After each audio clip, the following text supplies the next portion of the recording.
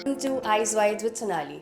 In the last episode हमने देखा कि पीडियाट्रिक आई हेल्थ केयर कितना इम्पोर्टेंट है। उसमें हमने बात किया एम्ब्लायोपिया मानी लेजी आई के बारे में, जिसमें डॉक्टर शिवानी शिप्रा में हमने काफ़ी डिटेल डिस्कशन किया कि क्या होता है लेजी आई और उससे कैसे बचाव कर सकते हैं। आज हमारे साथ एक और वरिष्ठ ऑप्थेल्मोलॉजिस्ट मौजूद है, डॉक्टर हरे राम ओझा सर।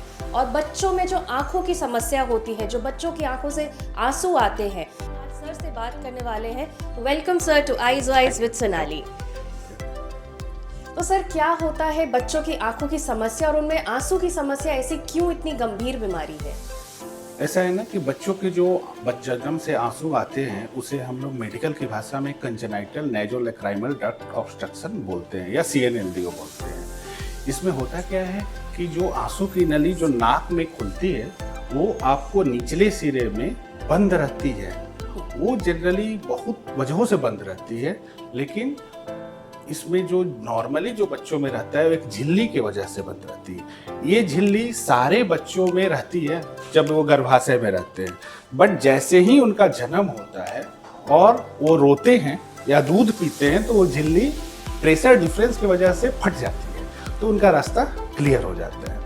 हमारे देश में जितने भी बच्चे नॉर्मल बच्चे जन्म लेते हैं उसमें से 100 में से 5 या 6 बच्चे की झिल्ली जन्म के साथ फट नहीं पाती है, तो जिसकी वजह से उनका रास्ता ब्लॉक हो जाता है और उनके आंसू नाक में नहीं जा पाते हैं और वो बाहर आने लगते हैं, तो जन्मजात उनको प्रॉब्लम आंसू की हो जाती है। तो सर, ये जो आपने समस्या बोला, कितने छोटे बच्चों से लेकर कितने बड़े बच्चों तक ये मिल सकता है? ये समस्या जन्मजात होती है, जैसा आपको बताया कि झिल्ली जन्म के साथ ही फटती है जब वो बच्चे रोते हैं या दूध पीते हैं, लेकिन जिनमें नहीं फटती है तो उनका रास्ता ब्लॉक हो जाता है, तो ये जन्मजात मिलता है। बट ये समस्या ज़्यादा गंभीर 1 महीने के बाद हो जाती है।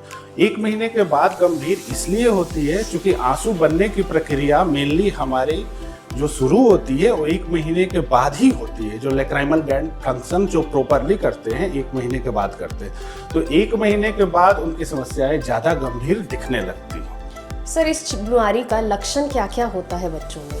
इस बीमारी का सबसे सर्वप्रमुख लक्षण है कि आपको आंखों से पानी आना, कीचड़ आना, आंखों की जो पलकें होती हैं, पलकों के बाल होते हैं, आपस में चिपक जाना, जिसको मैटिंग ऑफ द लैसेज बोलते हैं। साथ में आंखों के कॉर्नर में यहाँ पर गोला बन जाना, उसको दबाने से बहुत बार कीचड़ और मवाद और पानी निकलना होता है। सर, क्या इस बीमारी को हमने एक बार डायग्नोस कर दिया तो इसको कुछ बेटर करने के लिए या ठीक करने के लिए क्या क्या उपाय हो सकते हैं हमारे पास?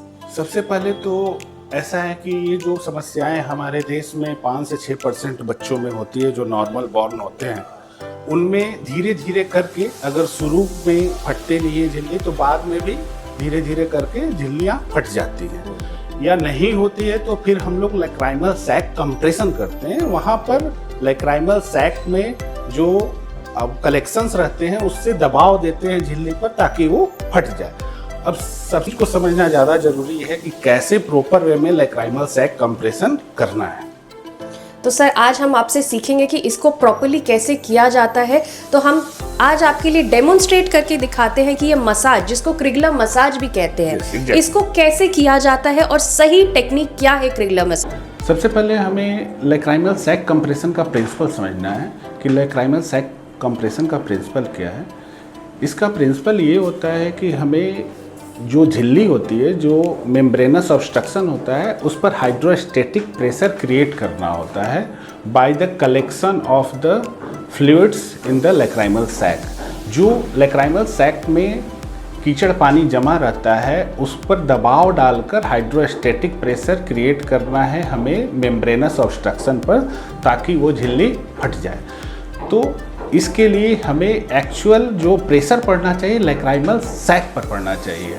तो उसके लिए हम लोग प्रोजेक्ट पर डिमोन्स्ट्रेट करेंगे कि कैसे प्रॉपर वे में लैक्राइमल सैक कंप्रेशन करना है। बहुत सारे लोग मसाज तरह तरह से करते हैं, कोई ऐसे करता है, कोई ऐसे करता है, कोई ऐसे करता है, कोई ऐसे करता है, कोई ऐसे करता है।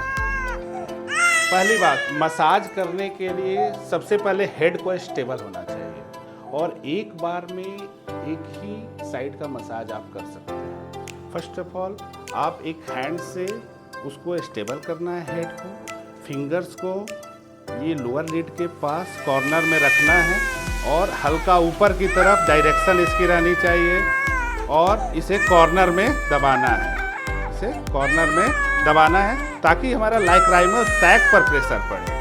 अगर लाइक्राइमल सैक पर प्रेशर नहीं पड़ेगा तो फिर हमें कोई फ़ायदा नहीं होगा। कभी भी हड्डियों पर कोई दबाव नहीं देना, हड्डियों पर दबाव देने से कोई फ़ायदा नहीं है। अगर मसाज करते समय कीचड़ बाहर आ जाता है तो फिर आपका प्रॉपर मसाज नहीं हो रहा है।